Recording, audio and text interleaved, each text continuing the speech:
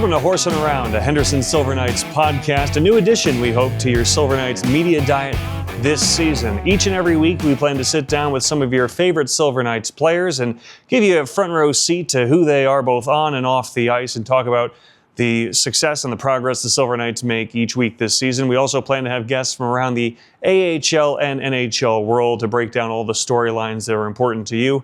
We should have some VGK talent joining us throughout the season as well. I know Darren Elliott's excited to be a part of this podcast. We might have some visits from Darren Millard and Jeff Sharples as well, among others. So we plan to bring you the best expertise we can on this Silver Knights season. And, let's dive right into it, because for the Henderson Silver Knights, they are having one of the best starts in franchise history at 7-1-1 to start the season. Only the 8-1-0 inaugural 2021 Henderson Silver Knights got off to a better 9-game start than this HSK team. And it's a Silver Knights team that has won 7 in a row. That is the longest winning streak in franchise history. And from the very beginning, head coach Ryan Craig said he wanted this to be a balanced team. And he's talked about the spark he expects this team to have from the blue line out, the Henderson Defense Corps, where the Silver Knights did add a lot of veteran presence this season. Now, of course, knowing they can rely on the goaltending of Carl Lindbaum, who's had a great start to his second season. But Lindbaum has been called up for the better part of the last 2 weeks, and the Silver Knights have not missed a beat, with Cameron Whitehead making 3 straight starts and winning all 3 of them, and Jesper Vikman winning his last 3 as well. Silver Knights have won 7 in a row, but it's been offensively where they've been jumping off the page of late. The Silver Knights have scored 24 goals in their last 4 games, and speaking of things the Silver Knights have never done before, add on the last 4 games. They have scored 5 goals or more in each of the last 4 contests. They've never done that before, and they did with an exclamation point this weekend in Abbotsford against the defending Calder Cup champion Canucks. Silver Knights scoring 6 goals on Saturday, along with 4 power play goals, something else they've never done before, and then 7 goals on Sunday to pick up their 7th straight win. So it's a run the likes of which Silver Knights fans have not seen before, and the best start to a season since year 1.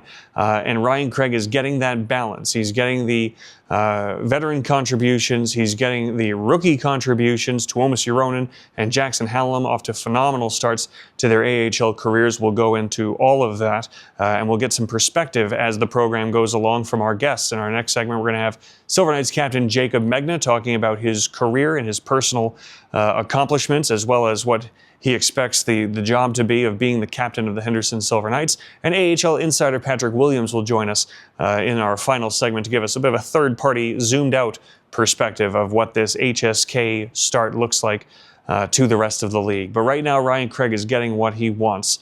And if we look at the veteran contributions, boy, has the work of Tanner Laczynski been absolutely phenomenal through these first few weeks. Tanner Laczynski, as the Silver Knights have a 7-game win streak, he has a 7-game point streak with 11 points in that stretch. He had 3 assists on Sunday in Abbotsford. And when you heard Ryan Craig talking about the work of Laczynski of late, he used a line that I love. It just keeps coming back to me again and again, that he's valuing the puck. Yeah, he's made some real good plays to the slot. Hammer's found ways to get inside at the slot. And don't forget about Ronberg on that line. I think there's it's been a bit of a roving right winger on that line, but Hammer's done a good job there in the last couple of games sticking with there. But Laz is he's valuing the puck. I think he's hanging on to it. He's a big body.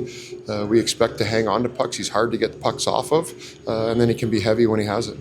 And when you hear Ryan Craig talk about how Tanner Laczynski is valuing the puck, I kind of hearken back to the conversations we started hearing a handful of years ago when analytics started working its way more into the NHL vernacular, and dump and chase started to get a little bit more criticized. There's still a place for dumping and chasing in the game, but you saw more and more teams valuing the idea of carrying the puck in. You worked so hard to get possession, why are you just giving it right back? Carry it in, make a play, use your legs, and force them to take the puck off of you. And when you hear Ryan Craig talking about Laczynski, he's a big body, he's a strong frame, he's got good hand skills, he's got great vision. You don't see Laczynski throwing prayer passes into mazes of legs in front of the net. You don't see him making low percentage plays. You don't see him just rimming it around the wall and making it someone else's problem. No, when he gets the puck, he'll work around the perimeter. He'll move his feet. If there isn't a passing lane, he'll create a passing lane. And as we look at some of these clips here, the work that he's done with Ben Hemmerling in particular has been very noticeable. And that line of Lazinski, Hemmerling, and Romberg, they've all played off of each other very, very well. But you can see Lazinski, if there's nothing there for him, he's going to hang on to the puck. He's not going to throw it away. He's not going to let you off the hook. He's going to hang on to the puck. He's going to make you defend him, and he's going to open something up if he can be patient enough for those seams to open. And he's had tons of success doing that. Again, 8 assists during this 7-game run for him. But the Silver Knights as a whole, they're using their assets, and each line can provide something a little bit differently. And again, for Ben Hemmerling, who has 3 goals in the last 4 games, a few of them have been getting to the front and being available, stick on the ice, presenting a target, and being a good option for his line mates. But the thing that Ben Hemmerling possesses that is the hardest for any other team to match up against is his speed and space. And the goal he scored to open the scoring on Sunday in Abbotsford, Jonas Romberg makes a terrific play. He lays the puck out into space and creates a foot race. And he knows that Hemmerling is going to win that foot race against most opponents. And that's what Hemmerling does. As Romberg throws it out there, says, Ben, go get it. And Ben throws on the afterburners, and Hemmerling on the breakaway gave the Silver Knights a 1-0 lead. So this is a team that has chemistry, has depth. Each line has something different to throw at you. If you look, there's your one line. The next has Raphael Lavoie and Braden Bowman, where everything seems to be going in. Raphael Lavoie has 3 power play goals this season, and he's just a hair under a point per game. Braden Bowman is perhaps my favorite stat to start this season. He has 6 goals in the last 6 games. He was held off the score sheet on Sunday, or out of the goal column on Sunday. But Braden Bowman has 6 goals on 11 shots. 6 goals on 11 shots. And it was 6 goals on 9 shots heading into Sunday's game. So, it's not a matter of him being overly selective. It's a matter of when Bowman is able to work his way to the inside, he gets high percentage chances that he's just not missing. And Ryan Craig said that to us earlier this season on one of our television broadcasts with myself and Darren Elliott. He said, Braden Bowman is a player that the rest of our players should be watching, because he gets to the middle of the ice. He gets to the inside. And it's not a matter of just sitting in the middle of the ice and being easy to cover or lazily sitting around waiting for someone to find you. Bowman will do the work around the outside, and then as soon as the opportunity presents itself, as soon as he sees a turnover, as soon as he sees a reverse behind the net, he's jumping into that area. He's jumping into that area between the hash marks, making himself available, presenting a target, and it's on and off his stick quickly. And that's why there's just been so much bang-bang offense from Braden Bowman this season on centering passes, on rebounds. It's because he's getting to that area and he's jumping in, and that's what makes him so hard to cover. But he has the awareness to get to that spot, and that's something that Ryan Craig wanted to see more from more of his players, and he's been getting that over the course of the last handful of games. As for the Silver Knights, again, we mentioned how widespread the offensive attack has been. On Wednesday against Ontario at Lee's Family Forum, and on Sunday against the Canucks in Abbotsford. In each of those games, the Silver Knights had 13 players register a point. 13. So everyone's getting in on the fun for the Silver Knights early on, and that is why they are 3rd in the league in goals per game, and that has climbed and climbed. And the power play after this past weekend, it's 8 for its last 16, and that's getting a lot of players involved offensively as well. Now, as we talk about the widespread offense, we also talk about the young guys getting in on the fun. And it was a lot of fun to watch Jackson Hallam, Tuomas Joronen, and Matthias Sapovalov this past weekend in Abbotsford. Tuomas Joronen now with 5 goals. He had 3 over the weekend. He's got 5 goals in 6 AHL games. How many young players adjust to the American Hockey League that quickly? Well, Tuomas Joronen's having fun, and he's doing it a multitude of different ways. He's scored garbage goals in front off of rebounds and turnovers. He's scored off the rush by using his release. And this weekend in Abbotsford in particular, we saw the chemistry and the ability to read off of each other that Hallam, Sapovalov, and Joronen had. On Saturday, Joronen had 2 goals that look frankly, pretty much identical to each other, as the Silver Knights gained the offensive blue line and worked it from wing to wing, from left to right. And because Joronen has speed and awareness, he was able to not hide in the weeds, but jump up on the rush, get wide, and make himself an option for that east-west. And that's hard to cover. So the puck movement for the Silver Knights to make those available is certainly significant, but we're seeing an awareness for Euronin. He has a great shot. We knew that coming into the season, but the awareness to find the scoring areas is something that he's already figuring out pretty quickly, and the numbers show it. And then for Jackson Hallam, he has points in 6 straight games. The momentum of Sunday in Abbotsford turned on a dime on a goal that he scored on a play that he created, going behind the net, chasing Nikolai Knizhov out from behind the Abbotsford net, creating a turnover, getting it back, and burying in tight. Again, that's confidence. And Ryan Craig has talked about Jackson Hallam's maturity. He is an older player, played a few years in college before coming out, so he's not a 20-year-old AHL rookie. He's got a little bit more seasoning. But for the Silver Knights, they're getting really, really good work out of those young guys, and it's allowing for the Silver Knights to roll 4 lines, to be deep, to behave that way, and not tax anyone too much in the early going. And that's made them a lot of fun to watch early on this season. So for the Silver Knights, Ryan Craig talks about the importance of valuing the puck, valuing possession. Everyone is singing that tune, and it's led to a Silver Knights team that is 7-1-1, the second best winning percentage in the Western Conference, behind only the undefeated Grand Rapids Griffins. We're going to hop out. When we come back, we're going to hear from Silver Knights captain Jaycob Megna, his second turn through the VGK organization, this time wearing the C, and off to a great start in his Silver Knights tenure. Back in a moment with Captain Megna. We're horsing around. Harold the Town Crier here at the Black Lot of Lee's Family Forum, the Silver Knights. Let's see how much people are paying for parking nowadays. I'm just looking. Do you know where you pay for the parking? We don't pay for parking anymore. What do you mean? You just decided not to do it? Correct. And how much did that cost you today? It's free. It's free parking. Free parking. How does that make you feel? Some more hockey games. Did you know it's free parking? Yes, we know it's free parking. Did you park here before? Yes. Did you have to pay? Yes. Do you have to pay now? No. I can stand right here. No one's going to charge me anything. So do you feel like you're breaking the law or anything? Yes. A little bit. Yes. You're getting away with something, right? Yes. Yes. Theft. It is. Well, enjoy that. Thank you. Because the parking's on me today. And how much did you pay for that? It's free. It's free. Free! How do you feel about that? Great. What does it make you want to say? Huzzah! Hey, there it is. I can park my stuff right here. I can maybe camp out. I'm not sure if it's overnight, free parking, but we can chance it. Looks like a free parking party over there. Enjoy the free parking, everyone! Who doesn't? Right here, this spot, free of charge. This spot right here, free of charge. Nothing at all. Nothing at all. So free parking. Free parking. Now, huzzah! How does that make you feel? Really good. It does feel good, doesn't it? Yes. Nobody, not a single soul, has yet to pay 1 single shilling for parking.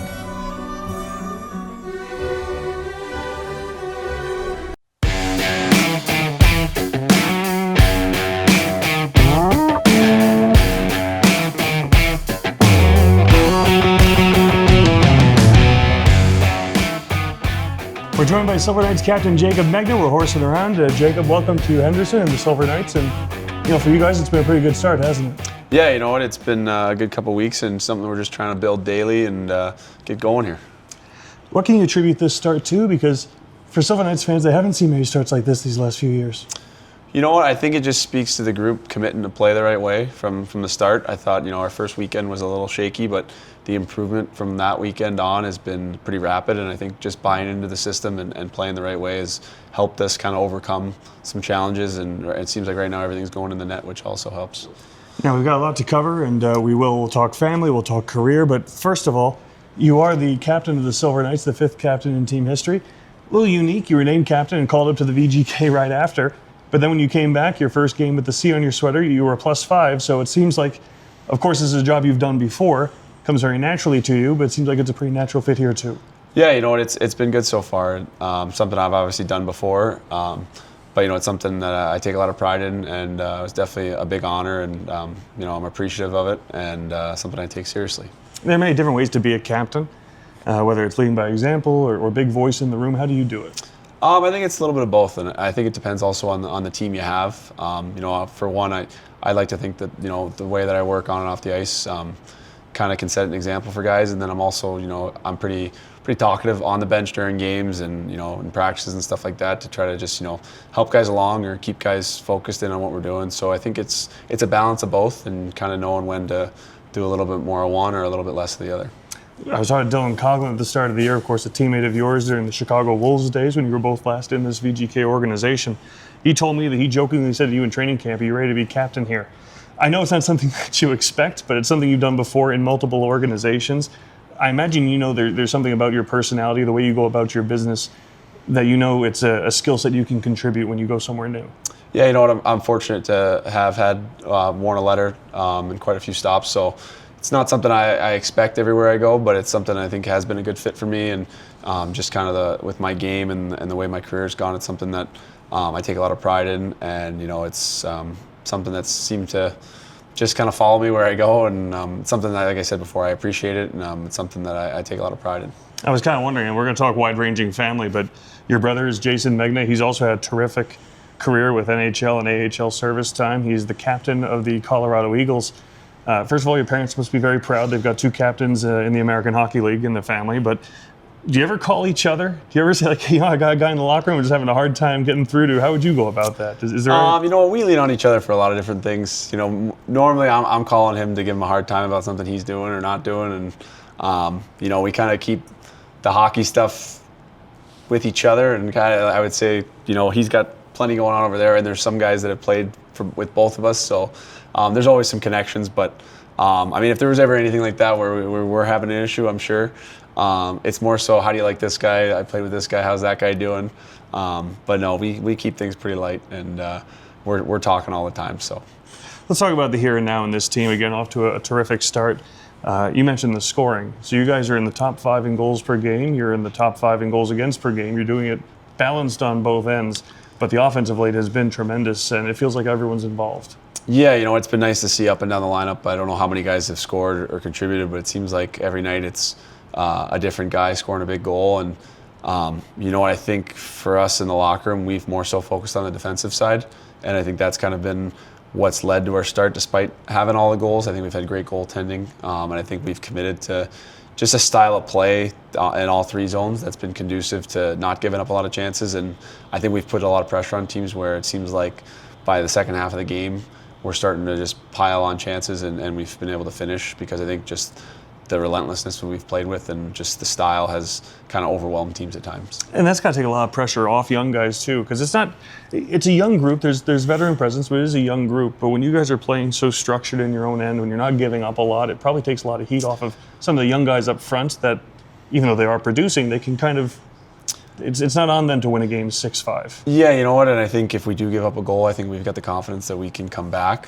But I think it's a lot easier to teach young guys certain things when you're winning. I think it's a lot easier to get your message across, and it's not the end of the world every night if you're not scoring and you're not getting you're blowing assignments or you're missing things. So I think it's a healthy kind of way to go about learning, especially early in the year where you're not having to be too negative or get down on guys, where it's a learning process and it's a tough league. So there's going to be mistakes by everybody throughout the course of the season, but the sooner we can kind of get the habits going, I think is the better. And if you can do it while you're winning, that's even more of a plus. You've been such a good shutdown defenseman your entire career. I always wonder, we talk about offensive players, whether they go through slumps or just the fact you're not going to score goals every night. But when you're a good defensive player, you're kind of expected to be a good defensive player every night. So how do you maintain that consistency, and what's it like when you go through a couple of games where you're just not staying in front of guys the way you expect to? How do you mentally maneuver that? Yeah, it's a little different, right? Because if you're an offensive guy, you see the score sheet, right? You see I've got goals in this and points in that. Where as a more of a defensive player, you don't have maybe that validation on a sheet or something like that. But I think,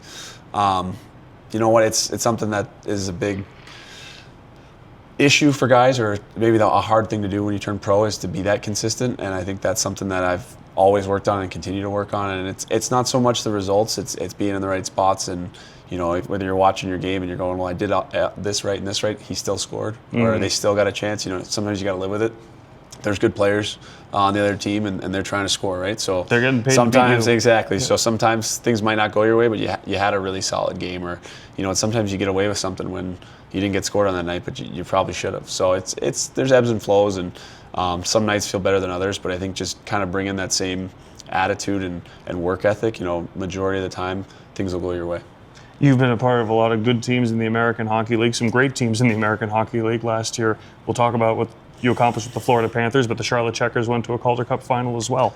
This is a Silver Knights team, 7-1-1. Fans are excited for a team that can get back to the playoffs. It's a long time till April, but there's a lot of change throughout the season in the American Hockey League, and sometimes October can be a mirage. Sometimes October can be an indicator of what a team is. What makes you think that this is a team, a group that's playing a brand of hockey that has that kind of staying power? Well, the hardest thing I think in the American League is your roster on day 1 is going to look a lot different than day 10, than day 30, day 100. So it's important to get your wins when you feel like you have your lineup, and I think that's what we've done a good job of, getting our points early. And there's going to be stretches where we're shorthanded or we don't have some guys that we've relied on all year in our lineup. So you kind of have to survive those stretches. And I think for us, like we said before, is the biggest thing is the way we're playing, and I don't think it's necessarily dependent on personnel. I think we've had guys go in, go out, and our style hasn't changed. I think that's something that is really positive, and that we can kind of plug holes with different guys because they're going to play the same way and you can trust them.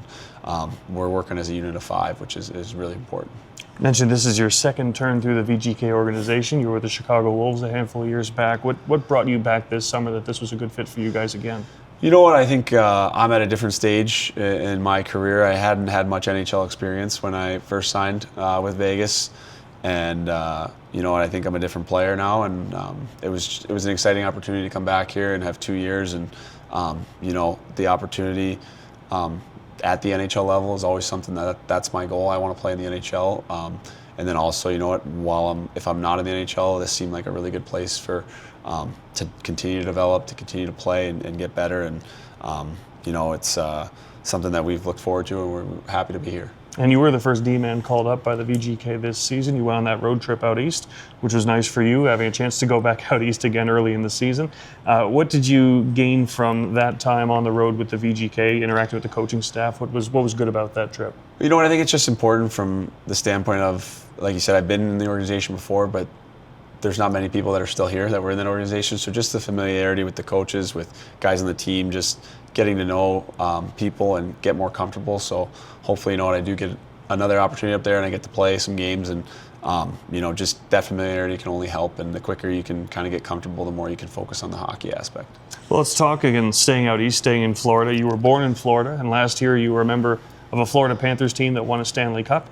In addition to the fact that that's a lifelong dream to hold the Stanley Cup over your head, we always hear all the time teams talk about the value of guys who have cup experience, won a cup, have been part of that. What was the experience like for you to win a Stanley Cup, and how has the experience made you different as a player and maybe helped you grow a little bit? Yeah, it was really special. That was an awesome group of guys, and I think you kind of realized right away, they'd won the year before, and you see why. Like from the first time in training camp, you can understand the way the guys treat each other, the way the organization treats the players, and just the overall buy-in from that organization was awesome, and it was just such a fun ride. And obviously it being my hometown made it even cooler. Like I was pretty jacked up that they won the year before, and I wasn't even with their organization. It was exciting, and just to see the growth of hockey down there. And a lot of those guys I skate with all summer, so even though I wasn't on the team at that point, I was happy for them. And then getting to be a part of it and experience it was really special for myself, for my wife, my family. My parents are down there, my kids. So it was just a really cool stretch of 3-4 months there that just I'll remember forever, and we'll have those memories. And with having so much family there, of course, that makes it even more special. But I imagine as long as you've played pro hockey, that makes me smile. It's still fun to accomplish things in front of your parents. It doesn't end with your first NHL game or your first NHL goal. There's still opportunities even when you've been in the league for a long time. Absolutely, and you know what? That goes for my parents. I mean, I had uncles, I had cousins in the parade, and then you know what? Seeing my wife and kids on the glass for games on the ice after we won, like it's really cool, and it's something that you know you've had ups and downs in your career, and like they've been through a lot of stuff with you, and so to get to share such a high with them was something that was really, really important, and something I really cherish. Let's talk about what hockey was like for you growing up, because you were born in Plantation, Florida, but you moved to Chicago when you were young. You did most of your growing up in the Chicago area. So you go from Chicago youth, juniors, University of Nebraska, Omaha. What was kind of that trend line for you and for your brother as you guys were growing up? So it was actually funny because my brother's 3 years older than me. So I kind of just did whatever he did. As far as like, I didn't really know about the USHL or college or any of that. I just kept wanting to play hockey. And then for him, just kind of watching what he did, he went to the USHL. So then I wound up going to the USHL.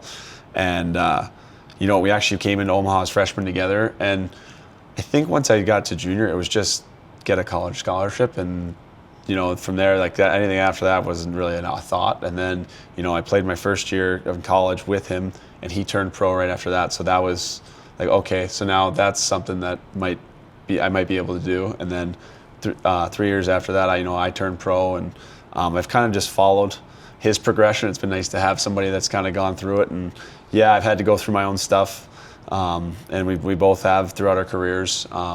But it's been pretty cool just to kind of have somebody go through it with you, and maybe not at the same time or not always in the same place, but you can always relate to, and just you know, you're not by yourself at all. Sure. If the way you describe it is you did whatever he did, was he a little more of the seeking out junior opportunities, college opportunities? Was because there are some guys that when they're the age of 7, they know what college they want to play for. They have it all mapped out, and it sounds like it came to you a little bit more so. Yeah, well, you know what? He was a late bloomer, so like I said, we were both freshmen together in college, but he was 3 years older than me, so it took him a little bit to grow, and he could have easily. He was committed to play D3 hockey and baseball. He was wasn't going to go play junior, and then you know what? I think he just decided he wanted to just keep playing hockey, and it wound up working out for him where he only spent 1 year in college, and then he had a couple different offers to turn pro. And you know what, it was for both of us, I think at certain times it was like, I don't know if this is going to work out. And you know, it just kind of seemed like we both just kept doing what we were doing, and you know, guys would quit or guys would get discouraged, and kind of no matter what, we just, you know, kept showing up. I think was a big thing. And even with my parents, it was, if we're going to do it, we're going to do it, and you commit to something, and we're going to see it through. And then if you know what, if you don't want to do this anymore, that's fine. But it just kind of our careers kept going. It was one of those things where we didn't know for sure if this was going to work out, but we gave it, you know, we gave it our shot. And you know, fortunately we were able to just keep playing and keep moving up levels, and wound up where we are today. Is it interesting that the two of you, and again, you got to do what's right for you and your career, and of course teams have their needs, but you guys have played in the same division an awful lot, but you haven't played together since Nebraska. Yeah, and it's something we've always talked about. It's just never quite lined up the right way, and we've played against each other in the NHL a couple times, in the American League a couple times. So we've been close. We've been very close, and who knows? Hopefully we each have a few more years here where we can find a team to take us both. But that would be really special. It'd be cool. So you haven't made the Sedin demand. No, yeah. I don't think we've ever been in that position quite yet. But it would be something that'd be pretty special for us, and you know, getting to play together again would be awesome. Before we move on, just because it is a cool topic, I went to college with my brother as well. I was a 20-year-old freshman. He went at 18. For hockey reasons, that didn't work out for me the way it worked out for you, obviously. We just ended up going to college and just goofing around together. So off the ice, being a freshman with your brother, like that's got to be a lot of fun. You guys must have had a good time. Yeah, you know, we were roommates. We had there was four hockey guys in our dorm, so it was a good time. We had a lot of fun. We worked really, really hard. I'll tell you that. That was college. Was one of the hardest couple of years of my life as far as working out and skating and all that. And I think it contributed a lot to the player I am today. And you know, but we definitely had our fun, and it was some of the best years. And I tell you what, the summers when we first turned pro were also a blast. We were working out, skating, golfing every day. So we definitely look back on those, and always great memories for sure. How about growing up in an athletic household? Your dad played in the NFL. Your mom was a swimmer, I believe. It sounds like you guys took to it naturally on your own, but I wonder, was that encouraged when you were growing up? Yeah, you know, it's funny. They didn't play hockey at all. My dad probably played every sport but hockey. My mom didn't really. They never were in cold weather, so they didn't really know what to do with us in the winters. But I think it was always just that message of working hard at whatever you choose to do, and once you commit to something, you know, we're gonna do it, and then once you decide you don't want to do it anymore, then we'll adjust. But I think really it was just, this is the stuff that you need to commit to if you want to do this. Here's the steps. I don't know about, my dad wouldn't know about skating and shooting pucks and all that, but he knew about just working your butt off and doing whatever you could to get better every day. And that was kind of the message that they kind of instilled at us from an early age. We mentioned you've played in the Pacific Division a lot the last couple of years. I guess that's kind of the nature of it, because there is so much in-division play. The teams that see you the most when you're a free agent are probably the teams you've played against. Right. Is that the majority of it, or have you just enjoyed your time out west? You know what, I think it's a little bit of both. I think when I was first coming up, it was that where the only teams calling seemed to be the teams that you played all the time, which, you know, that's good and bad. I think it's, you'd like to hear from everybody, but I think it's also the fact that teams that have seen you a lot appreciate your game. So it was kind of that situation where it was always the Western teams and always this Pacific Division, and we have enjoyed our time. You know, I'm an East Coast guy by nature for sure, and so is my wife. But it's been a lot of fun. You know, we were in San Diego for a while, and then being up in Seattle was a cool experience. You live in a lot of places you wouldn't necessarily have ever gone to or even visited, and then now you're living here for 6, 8, 10 months, and we've kind of just taken it all in stride and tried to enjoy our time in each stop. Well, you're a family man. You've got a wife. You've got 3 young kids, all under 5. They've done a little bouncing around with you, of course. You've been in Henderson for a short time, and you're still learning your way around. But what's been some of the favorite stops especially for the little ones? Well, I mean, I think we can find an ice cream shop in every city, so that's something that they always enjoy. But that's why I'm glad you've been in the division everywhere we go. Yeah. Where are we going this weekend? we know where the ice cream shops are for sure. But no, my 2 girls are 5 and 3, and they're both in dance, gymnastics. They're keeping us busy. My wife's been a trooper, taking them around and getting them where they need to go. And they both like to ice skate. They're not playing hockey or anything, but they like to get on the ice with Dad and skate around. And my son is 1, so hopefully he'll pick up the hockey bug at some point here, but no rush for that. So it's been good. We've enjoyed our time, and the kids, they're excited anywhere. So they love having a pool. They love being outside all the time. So it's been really good. If the kids have an interest and want to play, what do you think is the right starting age? I hear some guys 3 or 4 seems to be the most popular time to get on skates. Yeah, you know what? I don't think it's that important when you start playing hockey. I think, like you said, skating's important. I think it's the earlier you can start skating if they want to do it. But it's funny too. Like my 5-year-old, she tried to skate at 2 and 3 and she wasn't that into it. And then all of a sudden this year, she just got on the ice and knew what to do. So it's one of those things where when they're ready, they're ready. And it's been really fun to watch just her confidence. And it doesn't even matter if it's skating, right? It's just seeing her try something that's hard and get better at it, I think is huge for her. And just seeing the confidence that she has from it, it's been really special. I think fans forget sometimes that you guys are human beings. And, last year there were 6 players who had babies during the season. The VGK Wow. during their cup run had a handful. You said that your youngest is 1, so you're still in the throes of a developing young mind. Yeah. And, the 2 a.m. crying wake-up calls happen for you too. Like, how do you navigate that and still be at your best and play almost 25, 30 minutes a night? Well, I don't think it'd be fair to say it's me all the time. My wife has been amazing with that since our first one. It seemed like whenever there was a game the night before or anything like that, I didn't hear anything, and somehow everyone slept good that night. She's done a great job and continues to just, she holds the fort down, we like to say, and just getting them from A to B and making sure everyone's taken care of and snacks and this, I'll help out as much as I can when I can, but she's the one that kind of has to be on top of everything all the time, and makes my job a lot easier, so that way I can focus on the hockey and going out there and playing. So she's been a blessing, and I wouldn't be able to still be playing if it wasn't for her. Now, being a captain, you're leading everyone, but young players, they have different plans at 3 p.m. on a Thursday afternoon than you do. You have to get home for taking care of the kids. It's not the same as taking care of toddlers, but I imagine Some days it might be. there has to be something you gain from being a dad, being a parent, being a husband for that matter, that does apply to your job here.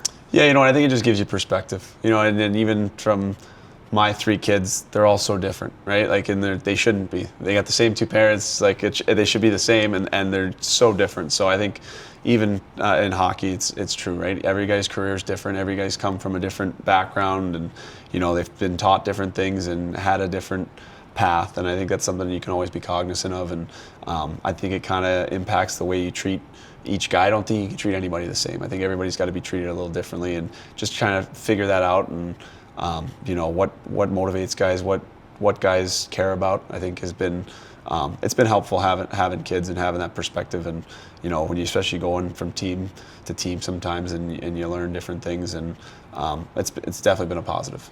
Speaking of some of the young guys on this roster, some of them are off to terrific starts. Jackson Hallam, Tuomas Hironi, just to name a couple.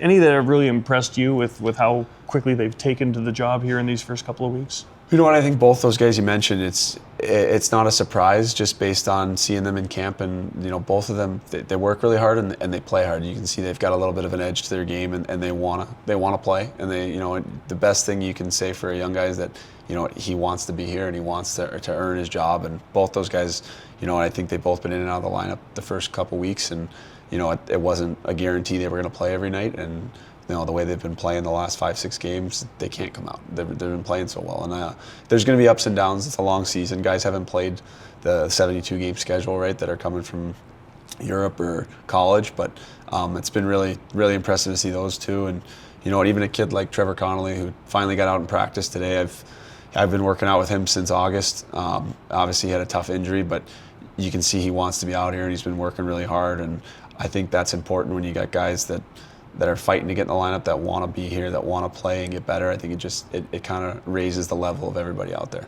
What's your relationship been like with Ryan Craig so far? Again, you guys work so closely together, being a captain and a coach. His message, his style, and the system you guys are working in. Yeah, it's been really good. He, as a player, it seems like his career and mine have had a lot of similarities. So I think that was kind of a common ground from the get-go. But it's been nice to just kind of work with him, and he does a really good job of relating to guys. He's not that far removed from being a player, and I think he kind of gets that too. And his communication's been really good, and I think that's part of the reason you've seen such a quick improvement, even from game to game, week to week, is that guys are understanding what's expected, and he's kind of laying out a plan for how they can execute it. So it's been really positive. I'm going to remove the Stanley Cup from the equation just to make it fair and give us a chance for a little more depth here of your professional career, NHL, AHL, wherever you want to choose from. Any favorite moments stand out? Yeah, that one was definitely tough to top. I mean, it's hard. I've had some close calls. When I was in San Diego, we lost in the Western Finals. That was a really good team. I was really proud of what we did that year. That was a fun ride.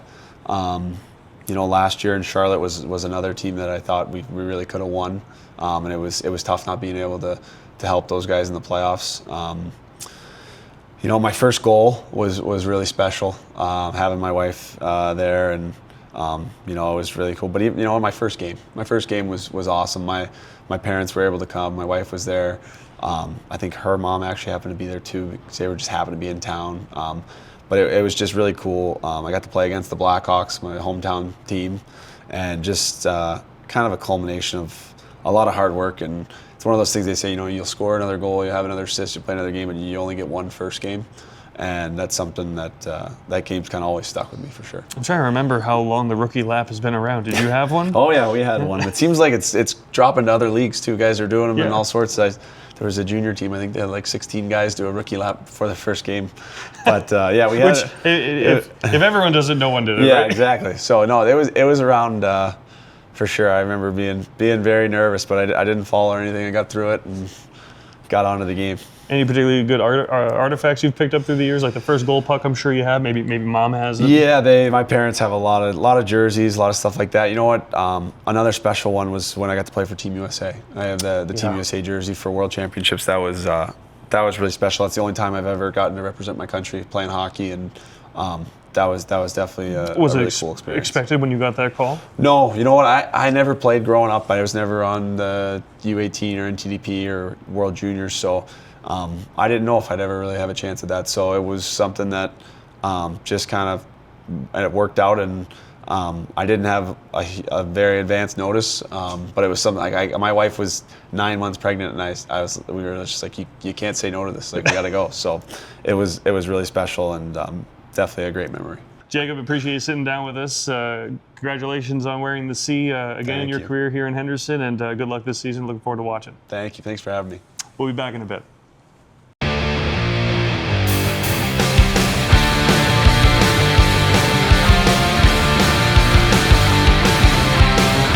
Back in, near side, has the trailer, Braminitz a shot, save Patera, rebound side, then Patera able to knock it out the glove, it bounces in! The puck came back in front, and Tuomas Euronen in his AHL debut has his first goal in the American Hockey League.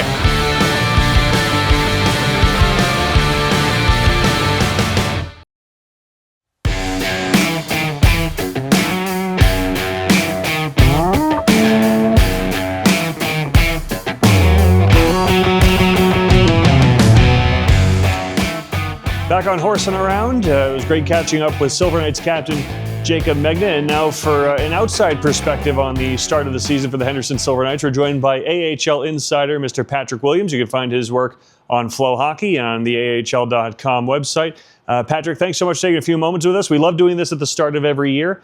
But unlike the past few seasons, you probably have a higher report card for the Silver Knights at the start of this season. I do, yes. They first made my, for what it's worth, they made my top 10 in the Flow Sports power rankings last week. So, congratulations to the Silver Knights on that accomplishment. But no, I mean, this is a team that, I think as well as anybody and Silver Knights fans certainly know, like it's been tough the last few years. It's just the nature of the league, right? And you've had a parent team every year that is going for the Stanley Cup, and that means you don't always get that influx of young draft picks and prospects and some of the older veterans to kind of really drive the bus at the AHL level. So as a result, you kind of have to be a good soldier for the parent team and take your lumps a little bit. But this season has been a great start, and I think it's a really good thing to see, to really start to get some of that winning culture down for some of the younger guys with Henderson. Let them get a little bit of taste of it, and certainly as we've seen, teams that are able to really make a run of it in the second half, especially, and then into the playoffs. That's valuable experience that young players can get. Patrick, we'll dig into the roster a little bit because there are a lot of guys off to great starts, but you can kind of think of the progression of this group under head coach Ryan Craig. This is his third season behind the bench. The first season was a retooling year. I think everyone kind of expected that. Last year, a really tough start to the season, but a phenomenal second half.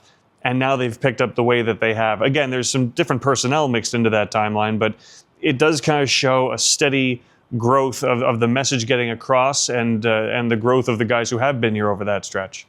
Certainly, if you go through that timeline, that first year for everybody is just everybody's trying to get their feet wet. For Ryan Craig, it was the first time running his own bench. He has to go through that learning curve on his own.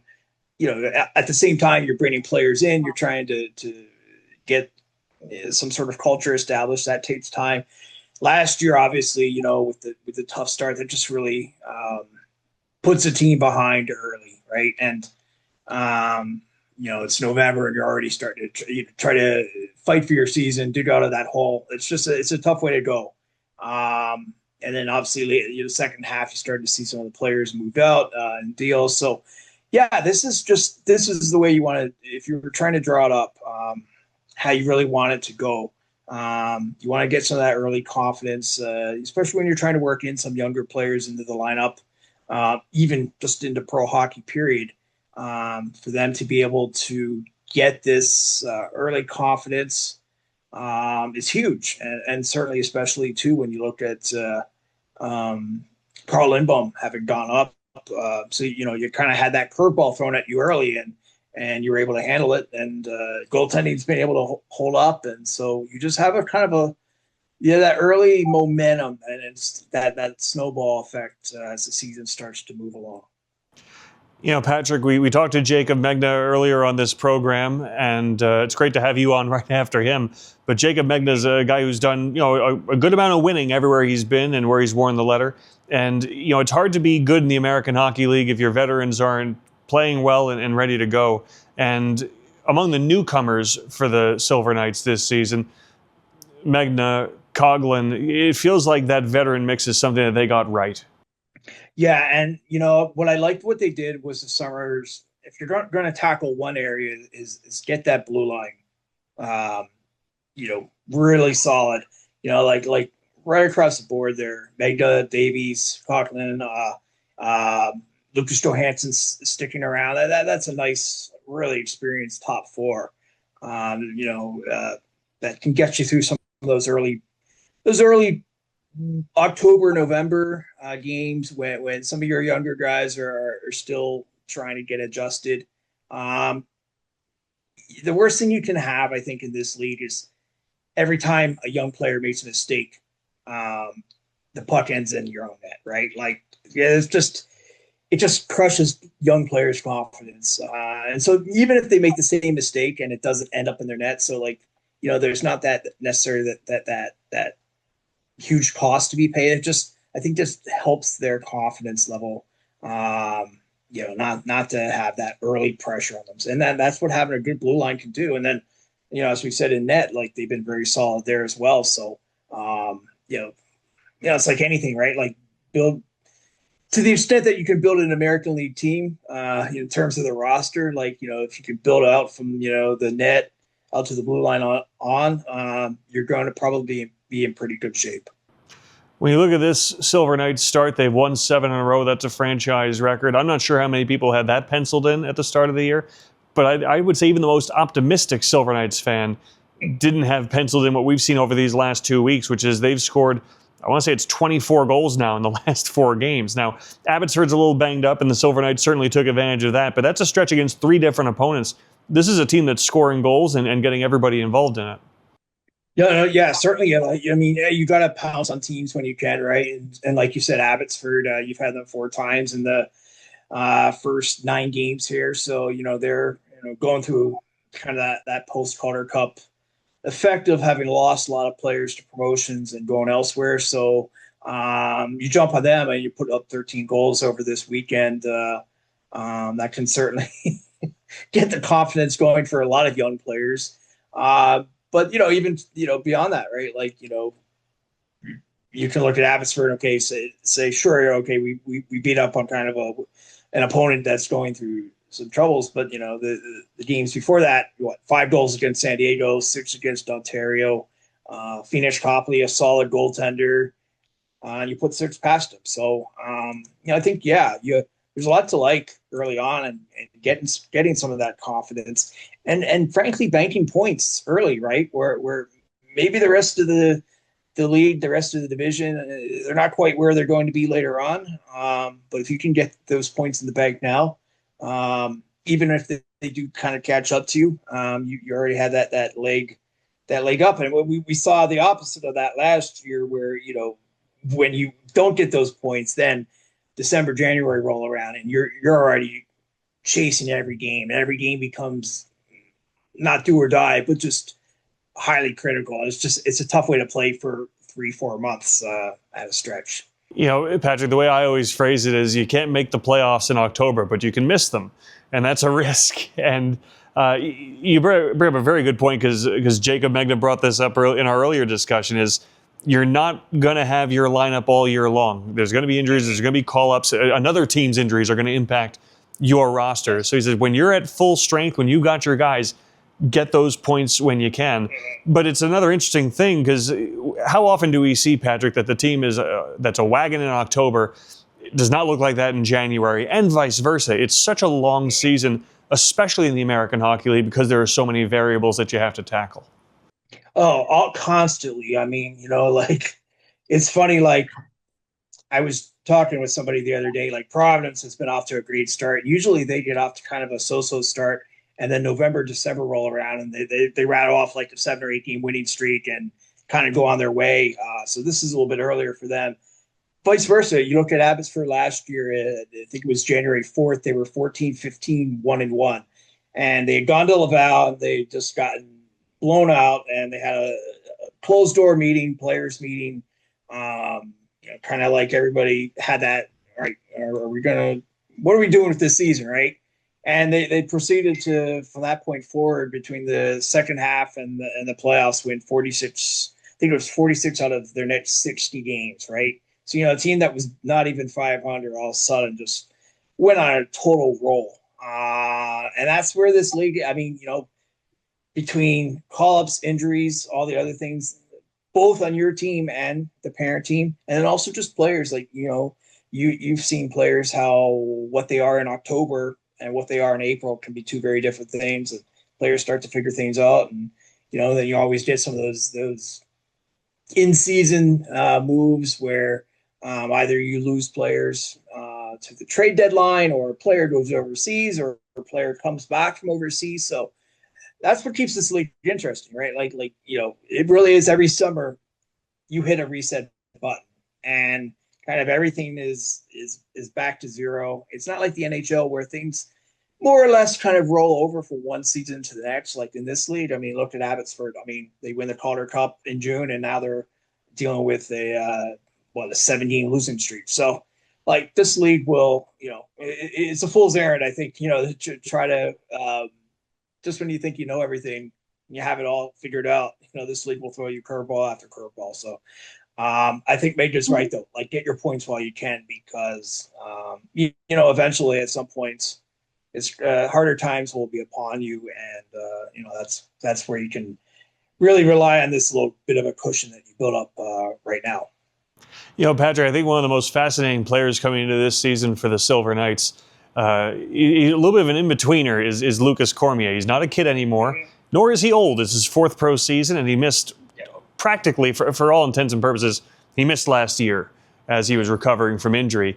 It was funny, earlier this year, I was talking to him almost like he was a vet in the room, and he looked at me and said, I'm not that old yet, Brian. Pump the brakes a little bit. But it was going to be interesting this year with that missed year development, where he was in like a show-me season kind of setup coming in. How is he going to respond to that?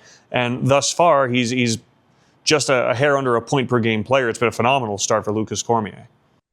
Yeah, it's funny. Like, you're right. Like, guys get old, quote unquote, fast in this league, right? Like, before you know it, like that 20-year-old now is 23, 24, especially in his case, you throw an injury a year in there. And that 23, 24, that range, that's when I think, obviously there's that pressure, from management and fans and coaches, all right, to see, hey, is this player for real? But there's also that internal pressure that players now, geez, wow, I'm in my 4th year. Like, I haven't made it yet. They start to feel that, like, okay, like you're getting to that make or break. Am I going to hit 25? Am I still going to be, in the AHL kind of fighting for 1-year contracts at that point? Or am I going to be off to the NHL and become a, kind of a full-time player up there? So, yeah, you notice that, and that's part of, probably some of it's also just the evolution of a player maturing, not only as a player, but just as a person. I had to remind myself, as further I get away from being 20, 21 years old, that's a challenging time in anyone's life, right? Like, you're just trying to figure out what you are, what you're doing,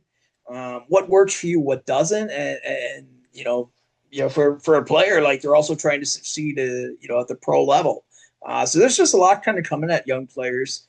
And players, I think there's been a better recognition in the last number of years that players do develop at different,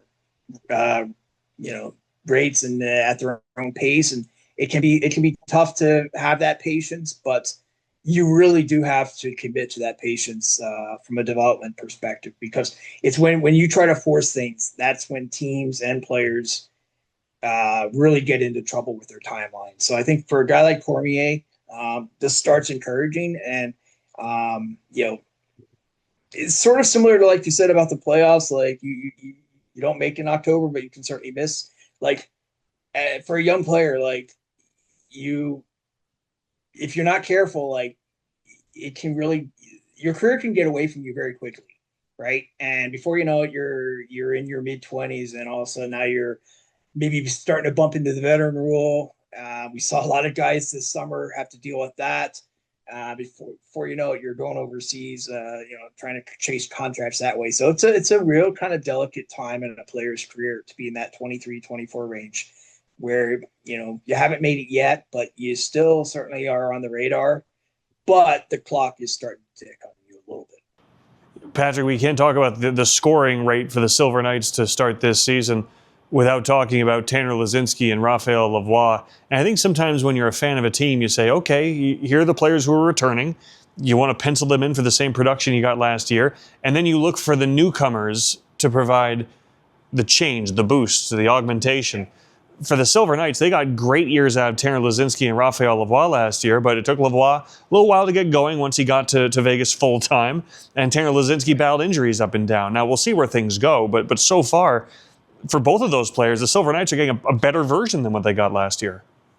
Yeah, especially for Lavoie. I mean, we all know kind of that merry-go-round he was on last year with waivers, and it kind of became a joke around the hockey world. But there's a real person dealing with that upheaval, right? Like just trying to figure out where you're going to be one day to the next. So you're right. It took him a little bit of time to get on, back on track. But yeah, he's come in, right. This is a guy that had 28 goals a few years ago in Bakersfield. Certainly a player that fans in the Pacific Division will know well. And a guy that this, I don't think it's hard to project numbers in this league, because if you play too well, more often than not, you go up. But, over a course of a full season, he's, I think, more than capable of being 35 goal guy. And I think you need that in your lineup. You need somebody to really drive things, because, scoring by committee in this league can be tough, right? Just got so much turnover. You got lines changing every night. You got, it's 5 o'clock, it's a 7 o'clock game, and, you're not sure who's going to be on the power play that night, because so-and-so has, just got sent down, and maybe he'll make it in time for game time. Maybe he won't. So, yeah, having kind of 2 or 3 of those big offensive catalysts, those guys that can really drive things, is huge for a team where you're not trying to grind every game out, trying to, win every game, 2-1 or 3-2. And I think it just eases a lot, like having a really solid line. It just eases a lot of the pressure on everybody to have some guys that can, they can take over a game at times, and they can get you that goal when you need it. It's not, all right, now we got to try to grind out, a goal, to win this in the third period. So I think the way the team was constructed over the summer, everything with the caveat that this could all change with a few call-ups, looks good so far. Patrick, I unfairly am going to ask you to, not look into your crystal ball. Matter of fact, fans can get these answers regularly by checking your power rankings on Flow Hockey. But we mentioned the Silver Knights off to a good start, not to mention the start that Providence has gotten off to. Wilkes-Barre, Scranton has gotten off to. The Griffins are still unbeaten, the only unbeaten team left in the AHL. Colorado in the Pacific. A couple teams getting off to good starts. Anything can change by tomorrow morning. But from the teams you've seen thus far, which ones are you buying? Which ones do you think what we're seeing in October is the for real version? Yeah, I think all 4 of those teams certainly. It's interesting because you go through Providence, Wilkes-Barre, and Grand Rapids. All 3 of their NHL parent teams are kind of in that rebuilding mode, right? And over the summer, signed some good veterans. Kind of a lot of guys, next man up type thing for a job like Providence, for example. They signed Matej Blumel, who led the league last year at 39 goals. It looked like he might stick with Boston coming into the season. Well, he ended up in Providence, so that's a huge shift. Steve's had 36 with Toronto last year. He's in Providence, so like that really changed things quickly for them. But the challenge for them is like if things kind of go sideways for Boston this year, you know, those guys get called up. You know, you look at Wilkes-Barre, right? Like, you know, Ryan Graves gets sent down, Danton Hanen gets sent down. Like veteran guys, because you know, like Pittsburgh's trying to kind of sort things out. Then of course, now Pittsburgh kind of goes on this early start that, you know, I think maybe has changed some of their plans. Detroit, you know, is kind of a similar situation. Colorado's a little bit kind of on its own thing because, like, obviously the Avs are, you know, or Stanley Cup contender, and it seems like every year Colorado Eagles seem to just have a great roster put together. And the challenge for them, I think, now is to really go into the playoffs and make some of it. But yeah, and I think you can certainly add Henderson to the mix now. We're about, you know, 3 weeks in. It's not a great sample size, but it is a sample size that we're starting to see, okay, you know, some of these teams are for real and some of these teams aren't. And as we said before, you know, there's also a lot to be said for banking points. So, you know, even if you're not completely maybe going to be what you look like early on, if you have those points, you can definitely ride some of that later on this year. It's still early, but we're past daylight savings time. We can start putting a little bit of stock in what we're seeing. Patrick, we know you're always grinding. Anything in particular you're working on that you want fans to keep an eye out for? Yeah, just, you sort of have a plan this week, and then, like, you know, things got real busy today, for example, like Vitaly Kravtsov in Abbotsford, somebody you just saw, gets put on conditional waivers. So that's kind of a little bit of a curveball. Did that. Springfield signed Milan Lucic to a PTO, so that was kind of another curveball. Louis Domingue went to Charlotte today, so this is kind of the stage now where teams, you can see management looking around and like, okay, we're now three weeks in. This isn't quite what we hoped for. We better make some moves right now. And the funny thing is, there's still, as you know, a number of top free agents out there, right? Like unsigned guys who haven't gotten contracts yet, and certainly are available. So, you know, for a team, if they do need some help, there certainly are some great options out there, you know, and I think this is when teams, you know, really start to take stock. Like, you know, a year ago this week was when Utica fired Kevin Dean. They had gotten off to a terrible start. So you start to see that pressure build a little bit, because the last thing you want is for your young prospects to be November, December, and the season's kind of lost, right? So you really have to act early. If the mix isn't right or there's something not working, you've got to probably jump into action the next week or two before things get a little bit too far away from you. So the tinkering is happening, and that means that your phone is blowing up every day, and therefore we appreciate you taking a few minutes to speak with us. Patrick Williams, AHL Insider. We'll catch up with you again real soon. Thanks for joining us. Absolutely. Anytime. And that'll do it for this week. The Silver Knights host the San Diego Gulls on Wednesday night at Lee's Family Forum. A Cheers and Beers Wednesday night. Great tickets still available at HendersonSilverKnights.com. The Henderson Silver Knights Foundation will also be hosting a food drive from 5:45 to 7 p.m. outside of Lee's Family Forum to benefit 3 Square, bring non-perishable food items, and help contribute to our community. This weekend, the Silver Knights will be in Bakersfield, their first 2 visits of the season to Dignity Health Arena to take on the Condors on Friday and Saturday night. We'll break it all down next week.